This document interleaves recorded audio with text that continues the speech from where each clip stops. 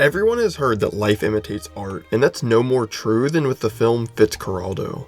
Just as the film follows an eccentric businessman trying to haul a boat over a mountain to open up trade, behind the scenes a boat was actually pulled over the mountain in order to shoot the movie. This is just one of many crazy stories captured in the behind the scenes documentary Burden of Dreams, which documents the production of Fitzcarraldo and shows how the insanity on set matches what's seen in the movie. It's an incredible documentary with a ton of great stories that I'd like to share, so be sure to watch to the end. Fitzcarraldo is a film about a man who will stop at nothing to achieve his goals. This happens in 3 different stages, with each obsessive goal taking control of Fitzcarraldo's mind and pushing logic out of the way.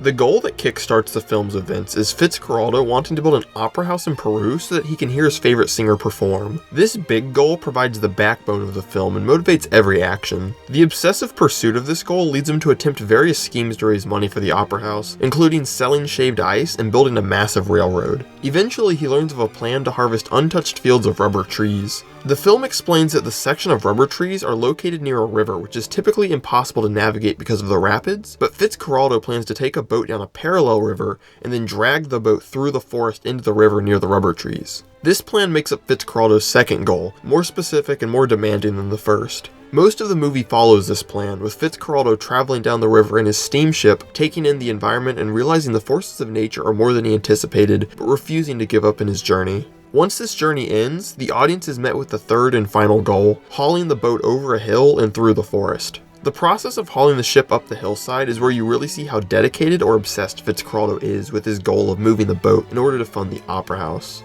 Despite numerous setbacks, Fitzcarraldo tries numerous different ways to haul the boat over the hill before eventually succeeding. Even though his obsession allowed him to move the steamship over the hill, the native Peruvians who helped him in his journey sabotaged the system keeping the boat on the shore. The film ends with Fitzcarraldo and his crew getting tossed around in the river rapids, unable to harvest the rubber he had planned for, but he is able to turn the steamship into a floating opera house, finally achieving his goal.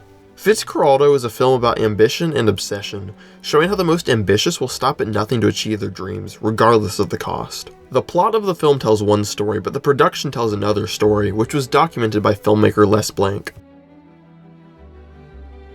It's just, and nature here is vile and base.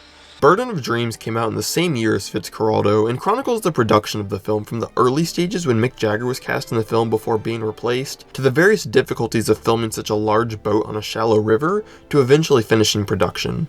One of the biggest obstacles in the production of Fitzcarraldo was the handling of the boat, with 3 different boats being used during filming. The most immediate issue faced was that the river was rarely deep enough for the boat to maneuver. Herzog had planned on filming during the rainy season so that the water level would be high enough to easily accommodate the boat, but various delays caused him to miss the rainy season. As a result of these conditions, the boat ended up getting stuck on land various times, especially towards the end of the filming process. When the boat was able to float down the river, it was still disastrous, with incredibly dangerous conditions on the boat, especially while filming the scenes in the rapids. In one particular example, the boat is sliding sideways through the water before crashing against land, resulting in the cinematographer being injured. As much as these previous scenes resulted in delays and danger, nothing compares to what happened behind the scenes while they attempted to haul the boat up the mountain. This scene took an extended period of time to film, requiring 2 different crews after the first crew was unable to pull the ship, and the workers involved with pulling the boat were in dangerous conditions, with an engineer saying there was a 70% chance of a catastrophe. The first system involved a series of pulleys and a bulldozer providing most of the force to pull the boat up the mountain. This system was designed to work for a 20-degree slope,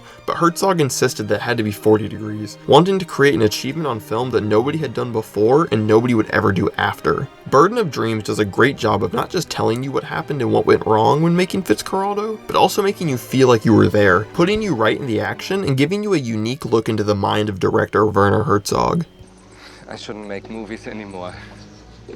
Should go to a lunatic asylum. In 1977, he ventured deep into the upper Amazon jungle of Peru, scouting locations for a surrealistic adventure film he'd been planning for years, Fitzcarraldo.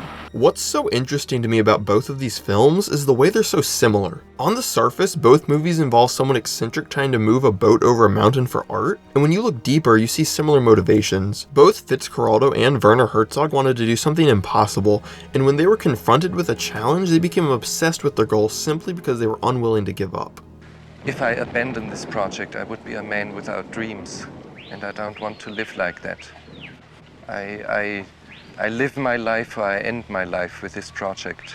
In some ways, it's inspirational to see that these two figures were so committed to their dreams that they refused to let obstacles stop them, but you can also see them refusing to consider the impact their actions had on others and disapprove of that. When you first look at Fitzcarraldo and Burden of Dreams, it's interesting to see a story about a man who will stop at nothing to achieve his dreams, but they get even more interesting when you think about how similar Fitzcarraldo and Werner Herzog are, with Burden of Dreams certainly leaning into that in the way it's structured and narrated. From the beginning, he expected it to be an extremely difficult project, but it wouldn't be the first time he'd risked everything for new images.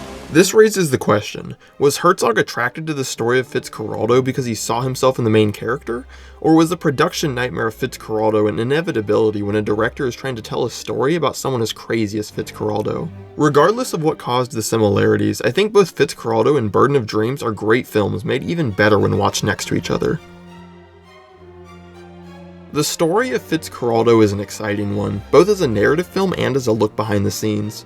It's a real treat that audiences get access to the production story of Fitzcarraldo through Burden of Dreams, both because it shines a light on the issues that occurred, but it also makes the understanding of the original film deeper. When you see how the production operated behind the scenes and you see the way Werner Herzog directed the film, it helps you better understand the character of Fitzcarraldo. Over the course of filming, Herzog becomes more and more like the character of the film, with both of them in the end trying to pull a boat across a forest. If this story was interesting, be sure to leave a like and comment your favorite part of the video. Thanks for watching, and be sure to subscribe to get notified when new videos release.